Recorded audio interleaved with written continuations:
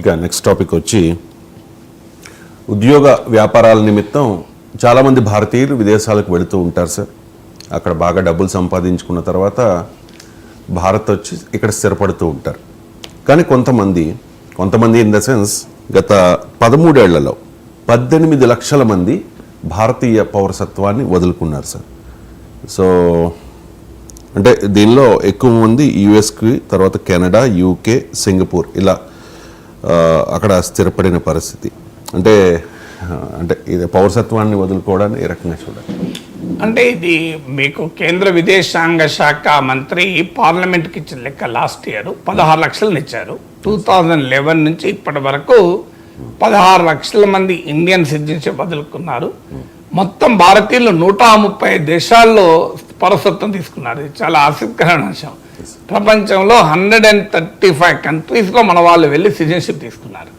So అందువల్ల నిజంగా భారతీయుడు వసుదైక మానవుడు అవుతున్నాడు. వసుదైక కుటుంబాన్ని నమ్మే వాళ్ళం కనుక. సో ఈవెన్ మీకు హెన్లీ ప్రైవేట్ వెల్త్ మైగ్రేషన్ రిపోర్ట్ 2024 ప్రకారం, హెన్లీ ప్రైవేట్ వెల్త్ మైగ్రేషన్ రిపోర్ట్ 2024 ప్రకారము 2024లో 4300 బిలియనర్స్ అంటే పెద్ద కుబేరులు, భారతదేశంలో సంపన్నులు భారత పౌరసత్వాన్ని వదులుకుంటున్నారు అని. అలాగే 2023లో 5100 మెంబర్స్, 4300 2024 అయితే 2023లో కూడా 5300 మెంబర్స్ పౌరసత్వాన్ని వదులుకున్నారని.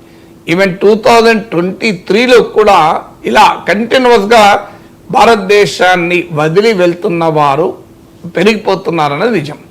సో వారు విదేశాల్లోకి వెళ్ళిపోతున్నారన్నది నిజం. సో అందువల్ల వీళ్ళు సిటిజన్షిప్ను వదులుకుంటున్నారు అనేది ఒక ఇండికేషన్, దాంట్లో అనుమానం లేదు. సో మీకు ఈ ఎందుకు వెళ్తున్నారు, శతకోటీశ్వర్లే కాదు, ఇతరులు కూడా పౌరసత్వం. నేను ఇంతకుముందు హెన్లీ ప్రైవేట్ వెల్త్ మైగ్రేషన్ రిపోర్ట్ మీకు బిలియనీర్ల గురించి ఇచ్చాను. బిలియనీర్లే కాదు, పౌరసత్వం వదులుకుంటున్న వారు మన సాఫ్ట్వేర్ ఇంజనీర్లు కూడా పౌరసత్వం వదులుకుంటారు. Billionaire not necessarily billionaires. అలా వదులుకుంటున్న వారితో 2023లో 2,25,000, 2022లో 85,000 అంటే 2023కి వచ్చి 2,25,000 పెరిగింది. దీనికి అనేక రీజన్స్ మనకు కనబడుతున్నాయి. ఎందుకంటే బాగా డబ్బు సంపాదించిన తర్వాత భారతదేశం అంటే ఒక రియల్ ఎస్టేట్, ఒక ల్యాండ్, ఎక్కడుంటేది ఇక్కడ ఉంటుంది అక్కడ ఉంటుందని. ఇటీవల కాలంలో టాప్ స్టార్స్ అందరికీ కూడా భారతదేశంలో ఒక ఇల్లు ఉంటుంది, పౌరసత్వం ఎక్కడున్నది అన్నదంతా సంబంధం లేకుండా. దుబాయ్లో ఒక ఇల్లు, సౌత్ ఆఫ్రికాలో ఒక ఇల్లు, లండన్లో ఒక ఇల్లు, లాస్ ఏంజల్స్లో ఒక ఇల్లు ఉంటుంది. వాళ్ళు అప్పుడప్పుడు ఇండియాకి వచ్చిపోతుంటారు వర్క్ మీద. ఇప్పుడు విరాట్ కోహ్లీ, అనుష్క శర్మ, మీరు షారూఖ్ ఖాన్ కూడా మీకు దుబాయ్లో ఇల్లు ఉంది, లాస్ ఏంజల్స్లో కూడా ఇల్లు ఉంది. లాస్ ఏంజల్స్లో హాలీవుడ్ ప్రముఖులు ఉండే ప్రాంతం ఉంటుంది. ఆ ప్రాంతంలో చూపెడుతూ మాకు ఇంకో షారూఖ్ ఖాన్ ఇల్లు అని కూడా చూపెట్టారు లాస్ ఏంజల్స్ వెళ్ళినప్పుడు. సో అందువల్ల ఫారిన్ హోమ్స్ ఉండడం అనేది ఫ్యాషన్ అయిపోయింది. సో మీకు దుబాయ్లో చాలామందికి ఇండ్లు ఉంటున్నాయి. దుబాయ్ ఎందుకు, మీకు యాంటిగ్వా లాంటి దేశాలకు కూడా వెళ్తున్నారు. ఇలా వెళ్తున్న వారిలో ఎందుకు వెళ్తున్నారు అంటే, ఒకటి ఇండియాలో విపరీతంగా సంపాదించాక ఏం చేయాలి డబ్బులు, మరి ఆటోమేటిక్గా విదేశాల్లో కూడా ఒక ఇల్లు పెట్టుకుంటున్నారు. ఒక స్టేటస్ సింబల్. అంటే 100 కోట్లు 1000 కోట్లు ఉన్న వారికి ఇప్పుడు ఎలాగైతే మన దగ్గర డబ్బులుంటే ఒక టీవీపై 2 టీవీలు పెట్టుకుంటాం, బెడ్రూమ్లో ఒక టీవీ పెట్టుకుంటాం, మల్టిపుల్ టీవీ హౌజెస్. ఒకప్పుడు ఇల్లు మొత్తానికి ఒకటే టీవీ ఉండేది. సో ఇప్పుడు మల్టిపుల్ టీవీ హౌజెస్ మిడిల్ క్లాస్లో కూడా వచ్చాయి. ఒకప్పుడు ఇంట్లో ఒక్క బెడ్రూమ్కి ఏసీ ఉండేది, ఒక్కడే బెడ్రూమ్కు, మిగతా అందరి బెడ్రూమ్లు ఇప్పుడు ప్రతి బెడ్రూమ్కి ఏసీ అయిపోయింది. ఒకప్పుడు అందరికి కలిపి ఒక్కటే బండి ఉండేది. ఇప్పుడు బండి కాదు, కార్లు కూడా తండ్రికో కారు, తల్లికో కారు, పిల్లలకో కారు అయిపోయింది. ఏది లేకపోయినా ఒక్కడే ఉన్న భార్యాభర్తలు ఉన్నా కూడా 3-4 కార్లు పెట్టుకుంటున్నారు. అదే స్టేటస్ సింబల్. సో కార్లు మనం 3-4 కార్లో పోతారు, ఎవరికి పోవద్దు, ఒకరోజు ఒక కార్లో పోద్దు, ఇంకో కార్లో పోతారు. సో మోర్ దెన్ 1 హౌజెస్ ఉంటున్నాయి. అలాగే మోర్ దెన్ 1 కంట్రీస్లో కూడా ఇల్లు పెట్టుకుంటున్నారు. అంటే వన్స్ యువర్ ఎకనామిక్ ప్రాస్పరిటీ పెరుగుతున్న కొద్దీ యువర్ స్టేటస్ సింబల్స్ మారిపోతుంటాయి. 2 కార్లు ఉండడం సింబల్ కాదు, 2 ఇళ్ళు ఉండడం కాదు, 2 దేశాల్లో ఇల్లు ఉండడం సింబల్ అయిపోతుంది. మీకు ఎక్కడ నుండిలా, నేను ఈ మధ్యనే అండి లాస్ ఏంజల్స్లో ఇల్లు కొన్నాం, బివర్లీ హిల్స్లో, లండన్లో కూడా కొన్నాం, దుబాయ్లో కొన్నామండి, సౌత్ ఆఫ్రికాలో కొందామని చూస్తున్నామండి అని అంటారు. ఆ లెవెల్ అన్నట్టు అది. సో మీకు ఒకటే నెక్లెస్ కాదు, నాకు 2 నెక్లెస్లు, ఒక 4 డైమండ్ నెక్లెస్లు, 3 గొలుసులు ఉన్నాయని చెప్పుకునేటట్టు. సో అలా స్టేటస్ సింబల్గా మారిపోయింది. దాంతోపాటు ఇక్కడున్న ట్యాక్స్ స్ట్రక్చర్, ఇప్పుడు మన దగ్గర చాలా హై టాక్సేషన్. ఇప్పుడు మీ దుబాయ్లో ట్యాక్సెస్ చాలా తక్కువ. సో మీకు అందుకే దుబాయ్లో పనిచేయడానికి వెళ్తుంటారు, దాదాపు నో ట్యాక్సెస్ అనుకుంటారు. సో మన దగ్గర ఇప్పుడు అమెరికాలో కొన్ని స్టేట్స్లో ట్యాక్సెస్ ఎక్కువ ఉంటాయి, కొన్ని స్టేట్స్లో ట్యాక్సెస్ తక్కువ ఉంటాయి. మీకు టెక్సాస్లో ట్యాక్సెస్ తక్కువ కనుక మన వాళ్ళంతా చాలామంది వెళ్ళి డలాస్లో ప్రత్యక్షం అవుతుంటారు.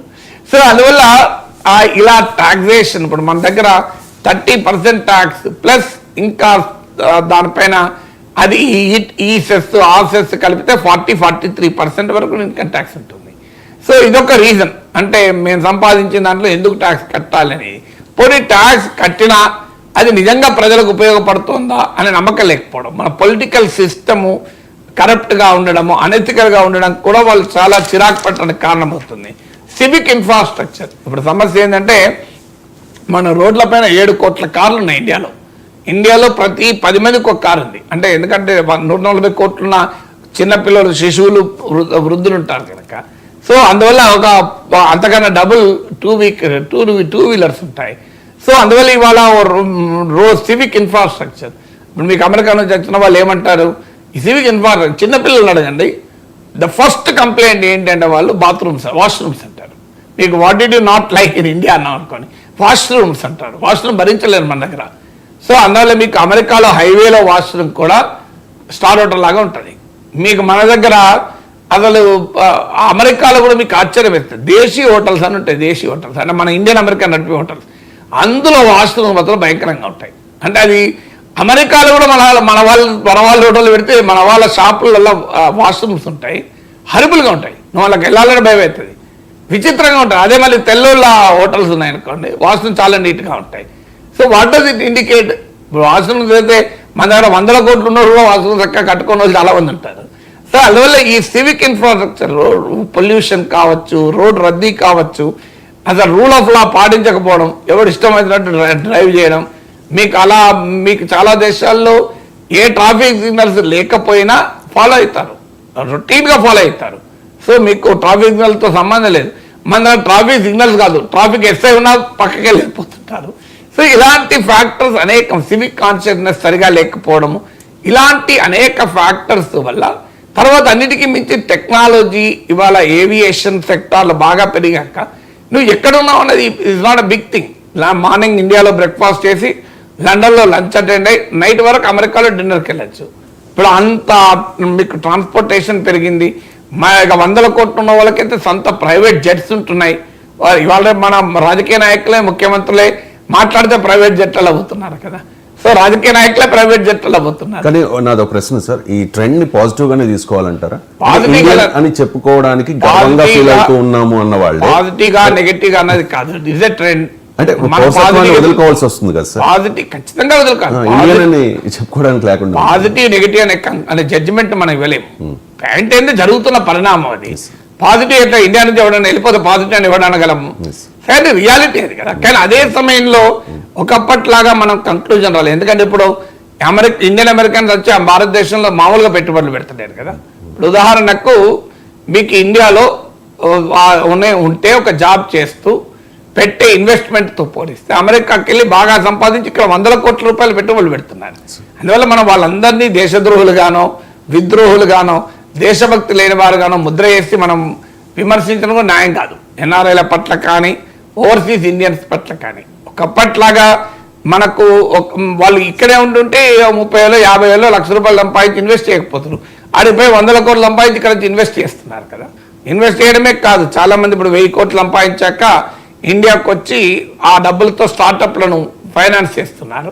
సో అందువల్ల ఇప్పుడు అది పాజిటివా నెగటివ్ అని జడ్జిమెంట్ల కన్నా ఇండియన్ డయాస్పరాను భారతదేశ అభివృద్ధికి ఎలా ఉపయోగించుకోవాలన్నది ఆలోచించాలి.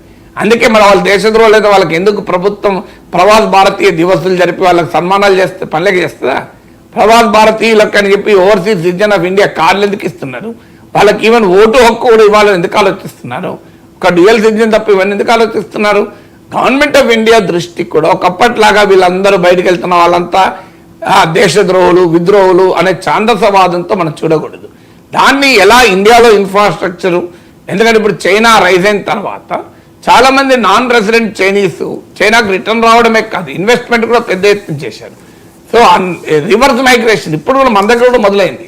మీరు ఈ స్లోగా స్టార్ట్ అయింది. అమెరికాలో 10 ఏళ్ళు 15 ఏళ్ళు ఉండి 20 ఏళ్ళు ఉండి సంపాదించుకొని ఇండియాకి వస్తున్నారు. అందువల్ల రివర్స్ మైగ్రేషన్ కూడా స్టార్ట్ అయింది. ఈవెన్ 20 ఏళ్ళ తర్వాత కూడా అమెరికన్ సిటిజన్ వదులుకొని ఇండియాకి వస్తున్న వాళ్ళు కూడా ఉన్నారు. అందువల్ల పూర్తిగా ఒకే రకంగా ట్రెండ్ ఏమీ లేదు. అందువల్ల బయటకు వెళ్తున్న వాళ్ళందరినీ దేశద్రోహులుగా ముద్ర వేసి ఉండకూడదు. ఇప్పుడున్న కాంటెక్స్ట్ ఏంటంటే ఇండియన్ డయాస్పరాను ఇండియన్ డెవలప్మెంట్కు మనం ఎలా ఉపయోగించుకుంటాం అనేది ఇప్పుడు మన ముందున్న ఛాలెంజ్. Yes, sir.